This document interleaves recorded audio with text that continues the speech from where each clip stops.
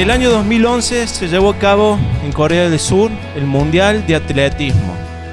En esa ocasión, Usain Bolt, que es considerado como el mejor velocista de todos los tiempos, quedó descalificado de la competencia por una salida falsa. O sea, esto quiere decir que antes que el juez diera la orden, comenzó a correr. Salió primero antes que todos salieran. De igual manera que le ocurrió a este atleta, yo les pregunto a ustedes, ¿cuántas salidas falsas hemos tenido en nuestras vidas que nos han dejado descalificados del propósito de Dios y nos han dejado fuera de las bendiciones que Dios tenía para nosotros? ¿Sí? ¿Cuántas desconcentraciones espirituales hemos tenido en nuestra vida que nos han hecho quedar estancados, que nos han hecho quedar paralizados, fuera de juego? Ahora, estas desconcentraciones pueden haber sido habernos enfriado espiritualmente, no haber orado lo suficiente consultando al Señor antes de tomar una decisión. Puede haber sido haber hecho un mal negocio por no haber tenido la fe suficiente y esperar el tiempo para que el Señor nos provea y quedamos endeudados. Puede haber sido pecados ocultos que nunca le confesamos al Señor y que ocasionaron que quedáramos estancados en nuestra vida espiritual.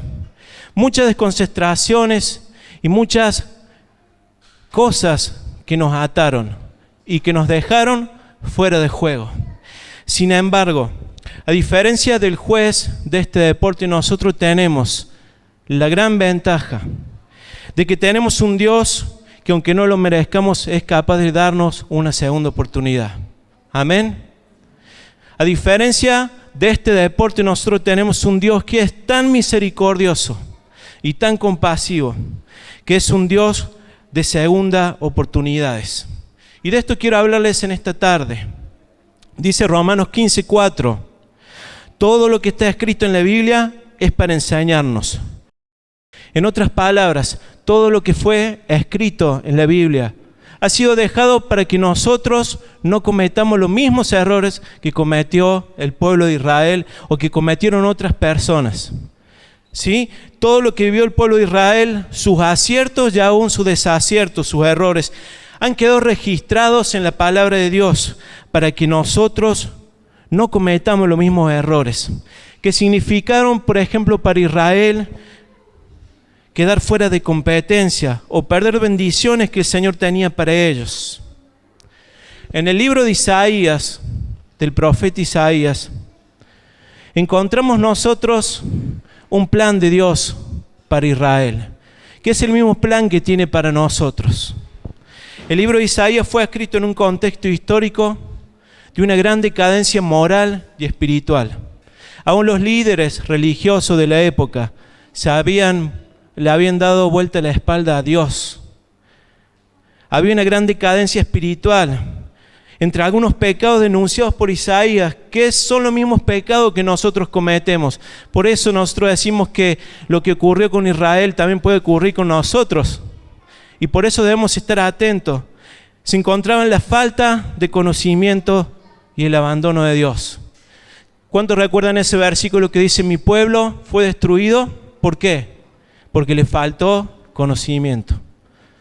A veces nos relajamos espiritualmente, ya no oramos como antes, ya no buscamos a Dios como antes, no nos preocupamos en aprender lo que la Biblia dice y terminamos destruidos por el diablo, porque nos hace cometer errores que nos van frenando, que nos sacan del propósito de Dios.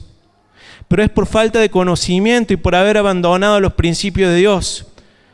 Otro pecado denunciado por Isaías en estas profecías que se encuentran en este libro es la rebeldía de Israel, la maldad, la religiosidad, la injusticia, los homicidios. Y a lo mejor nosotros decimos: pero yo no he matado a nadie, nunca he derramado sangre. Sin embargo, Jesús dice que el que trata de tonto a un hermano es culpable de homicidio. Qué grave, ¿no? Otro pecado que cometió el pueblo de Israel fue la idolatría. Y ya hemos hablado mucho de esto. Idolatría es postrarse, rendirse delante de alguien que no es el Señor. Poner en primer lugar en nuestras vidas a algo o a alguien que no es el Señor. La altivez, el orgullo, la soberbia, entre otros pecados, se encontraban en Israel, la hechicería, por ejemplo, también. ¿Cuántas veces ante una enfermedad recurrimos al curandero del barrio, no? Pensando que ahí está la respuesta. Consultamos al horóscopo para ver cuál va a ser nuestra suerte y dejamos de lado las promesas del Señor que nos dice que Él va a estar con nosotros, que no nos va a dejar faltar nada. ¿Cuántas veces recurrimos a la brujería para obtener cosas? Y todo eso, dice la palabra de Dios, que es abominación delante de los ojos de Dios. Le da asco a Dios que nosotros seamos infieles a Él y que confiemos más en el quince que en su prosperidad. ¿Sí? Dios no lo puede soportar y lo considera como un adulterio espiritual, como una infidelidad. Ahora en el libro de Isaías nosotros podemos ver que el profeta comienza a advertirle al pueblo de Dios que si no se volvían de sus malos caminos, iban a ser oprimidos y cautivos por sus enemigos. Había dos imperios en aquel tiempo. Estaban el imperio de Asiria y de Babilonia. Que nosotros podemos ver que al Israel no volverse de sus malos caminos terminaron por oprimirlos y por llevarlos cautivos de la peor manera. Ahora este juicio de Dios no era porque Dios era un Dios duro, que no tenía compasión, que no tenía misericordia. Era el resultado de haberse alejado de Dios. Eran las consecuencias de la desobediencia de Israel. Hay veces que Dios permite que nosotros paguemos las consecuencias de nuestras desobediencias para que aprendamos que lejos de Él no podemos hacer nada, que lejos de Él no somos nada. Y esto es lo que hizo con el pueblo de Israel. Permitió que sus enemigos los llevaran cautivos y los oprimieran para que aprendieran del amor de Dios, para que aprendieran de su misericordia, de su compasión y de que era mucho mejor estar cerca de Él que estar lejos de Él. Dice Hebreos 12:6, dice, porque el Señor al que ama disciplina y azota al que recibe por hijo. Si soportáis la disciplina, Dios os trata como hijo, porque ¿qué hijo es aquel a quien el Padre no disciplina? Cuando el Señor nos corrige, no es para destruirnos. Cuando el Señor nos corrige, es para que nosotros seamos restaurados y llevados a una nueva etapa en nuestra vida espiritual. Lo hace con amor, ¿sí? Lo hace con misericordia. No avergüenza a nadie, no escracha a nadie. Ese no es el Señor. Ahora la reacción de Israel a esta disciplina de Dios fue la misma que tenemos nosotros. Es igual a lo que nosotros podríamos haber dicho. Después de habernos alejado del Señor voluntariamente, después de haber pecado, después de estar pagando las consecuencias de nuestros errores, nuestro reproche hacia Dios es: Señor, me has abandonado. Y si ustedes leen el libro de Isaías, van a ver que continuamente se hace como un paralelismo o se pone de ejemplo a Dios como el marido y Israel como la esposa. Entonces Israel se consideraba como una mujer que había sido abandonada por su esposo. Israel decía, el pacto que Dios ha hecho con nosotros ya ha terminado porque Dios ha roto ese pacto. Pero no se dan cuenta que los que habían roto el pacto de fidelidad y de amor eran ellos. Lo mismo que hacemos nosotros, ¿no? Le reprochamos a Dios, Dios me está yendo mal, Dios me abandonaste, Dios me dejaste, pero no nos damos cuenta que muchas de estas cosas son consecuencias de habernos alejado voluntariamente del Señor. Ahora Israel se considera como una mujer abandonada por Dios, que era su esposo, o como una mujer estéril que nunca podría tener hijos, que nunca más podría tener hijos. Y el no tener hijos y el ser estéril para las mujeres de aquella época era una maldición, porque significaba que ya no había más prosperidad en la casa. Significaba que la economía de la casa era destruida. Era una tragedia realmente el no tener hijos. Y todo esto estaba en el corazón de los israelitas. Decían, el Señor nos abandonó. Así nos dio una carta de divorcio, como dice el capítulo 50, y el Señor le dice, ¿quién le ha dado una carta de divorcio a ustedes? ¿Quién? Yo no fui. Al contrario, esto es consecuencia de sus errores. De igual manera, cuando nos alejamos de Dios, comenzamos a vivir un proceso de esterilidad. ¿Le ha pasado a usted? A mí me ha pasado. Cuando nos alejamos del Señor, cuando tomamos malas decisiones, cuando le damos lugar al diablo, nuestra vida espiritual se vuelve estéril. Ya no escuchamos las voces del Señor. Ya no tenemos más ganas de orar ni de leer la Biblia. Y comienzan los problemas en la casa, ¿no? Comienza a surgir el orgullo. Comienza a surgir en nosotros la rebeldía. Comenzamos a alejarnos del Señor y todo nos comienza a ir mal. Buscamos un trabajo y no va mal en ese trabajo. Ocurren separaciones en la familia, peleas. Terminamos realmente mal, porque la consecuencia del pecado es la separación de Dios. ¿Sí? Quedamos separados de Dios y Dios no nos puede bendecir. Ahora, el mensaje de Dios a Israel, dado a través de Isaías, y esto es importante que lo mencionemos, no fue solamente un mensaje de juicio. No fue solamente un mensaje de juicio. Dios tenía otra parte en su mensaje que nosotros en esta noche lo tenemos que ver y aceptar de parte del Señor. Y es que Él restauraría a su pueblo. De la misma forma que lo hizo con Israel, lo va a hacer con vos. Lo va a hacer con tu familia. Lo va a hacer con tu economía, con tu vida. Solo si estás dispuesto a confesar tu pecado, a arrepentirte y volver al Señor. Y Él te restaurará. Dice Isaías 54, regocíjate, oh estéril, la que no daba luz. Levanta canción y da voces de júbilo, la que nunca estuvo de parto, porque más son los hijos de la desamparada que los de la casada, ha dicho Jehová. Amén. Venimos de un proceso de esterilidad, de estancamiento por habernos alejado del Señor. Pero el Señor hoy te dice, regocíjate, oh estéril. ¿Cuántos errores cometiste en la vida? ¿Cuántos? Que te costaron que te dejaran fuera del juego. Y no hubo una segunda oportunidad para vos. Pero el Señor en esta noche te dice, alégrate, oh estéril, la que no podía dar a luz. Cantá una canción de alegría al Señor. Pero ¿qué nos pide el Señor en esta noche que hagamos para que su bendición pueda ser derramada sin ningún tipo de obstáculo sobre la iglesia, sobre tu vida? Dice Isaías 54, versículos 2 y 3. Ensancha el sitio de tu tienda y las cortinas de tu habitaciones sean extendidas. No seas escasa. Otra versión de la Biblia dice, no seas mezquino en gastos, en esfuerzo.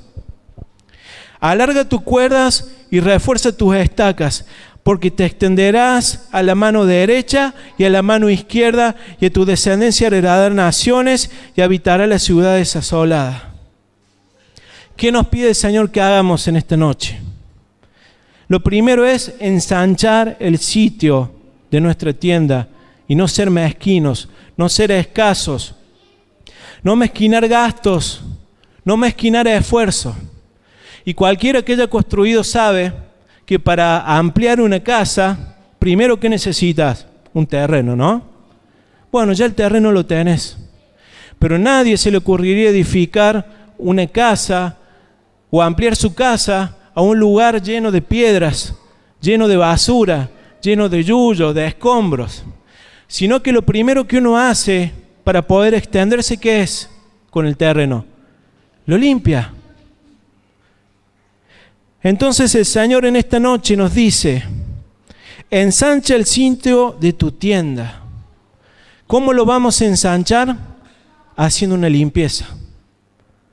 Pidiéndole al Señor que comience a trabajar en nuestras vidas y a sacar todo lo que esté estorbando nuestro crecimiento en todas las áreas de nuestra vida. Nadie edifica sin limpiar primero el terreno. Y esto nos habla de que el Señor quiere que nos arrepintamos, que confesemos nuestros pecados y que comencemos, que nos convirtamos a Él, nos volvamos de ese mal camino que llevamos y comencemos a caminar una nueva vida bajo sus principios. Amén. Esto nos habla de que debemos comenzar a sanar nuestros corazones. Tal vez en este proceso de limpiar el terreno de nuestro corazón para poder ensancharnos sea ajustarnos económicamente para poder pagar una deuda. Pero no vamos a ser prosperados económicamente hasta que el Señor no sea el rey de nuestra economía, hasta que Él maneje nuestra plata. Y qué difícil que es, ¿no? Pero esto es parte de limpiar el terreno de nuestro corazón. Aquellos que se enfriaron espiritualmente deberán hacer un proceso de disciplina espiritual, comenzar a leer la Biblia, comenzar a orar, meterse en un instituto bíblico, pedirle al Señor que le dé la posibilidad de aprender de otros hermanos que tienen más sabiduría, más capacidad en otras áreas. Y esto conlleva esfuerzo y también humildad de parte nuestra, el dejarnos ayudar, el dejarnos aconsejar. Algunos deberán recomponer relaciones rotas, ¿sí?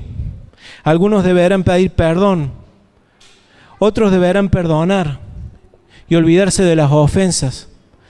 Pero llegamos a la conclusión de que las bendiciones del Señor no van a poder ser derramadas en nosotros si nosotros no ensanchamos el sitio primero de nuestra tienda.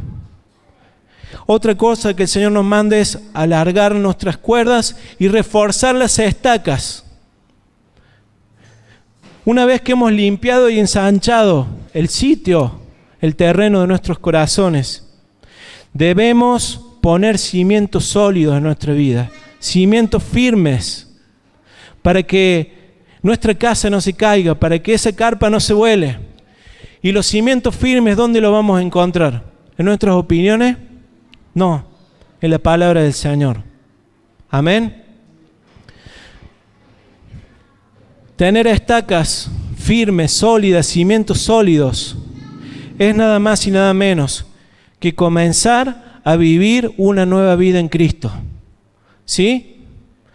Pablo, ¿qué dijo? Con Cristo estoy juntamente crucificado. Dice, ya no vivo yo, mas Cristo vive en mí. Ya no soy dueño de mi cuerpo, no soy dueño de mi futuro, de mis decisiones, sino que es el Señor el que ahora decide por mí. Esto es edificar en cimientos sólidos, en la palabra de Dios. Y para terminar, yo quiero que veamos cuál fue la consecuencia en Israel de haberse arrepentido. No solamente que volvieron del cautiverio, no solamente que el Señor restauró por completo esa nación. Dice el versículo 4, dice, no temas, pues no serás confundida, y no te avergüences, porque no serás afrentada, sino que te olvidarás de la vergüenza de tu juventud y de la afrenta de tu viudez, no tendrás más memoria. ¿Y de qué hablaba este versículo? Aquella vergüenza de su juventud para el pueblo de Israel había sido haber estado esclavo de Egipto por muchos años. Y la afrenta de su viudez hablaba del cautiverio en Babilonia. ¿Y sabes qué dice el Señor? Que si nos arrepentimos, confesamos nuestros pecados y comenzamos a edificar nuestras vidas bajo los principios de Dios y a dejar que el Espíritu Santo nos santifique y limpie todo nuestro corazón, el Señor nos promete que ya el diablo no nos va a avergonzar más. El Señor nos promete que ya no vamos a estar avergonzados por haber estado tanto tiempo siendo infértiles, esclavos y llevados cautivos por el pecado y por el diablo. Así que, hermanos, te animo a que entregues tu vida por completo al Señor en esta noche. A que ya no vivas mirando el pasado. Si el Señor te ha perdonado, sé libre de ese pasado. Amén. Sé libre de la vergüenza. Sé libre de la esclavitud. Pero ten en cuenta que hoy el Señor te va a demandar un poquito más de esfuerzo. Y siempre vamos a tener que luchar para mantener nuestra libertad. Porque el diablo, dice la Biblia, anda como un león rugiente buscando a quién devorar. Y el que se distrae, se lo come. Y el que sale corriendo antes que el juez jale el gatillo, lo dejan descalificado de la carrera. Así que nos esforzamos y le pedimos al Señor que nos dé fuerzas y que nos llene con su Espíritu Santo para poder cumplir con el propósito que Él tiene para nosotros y para esta iglesia.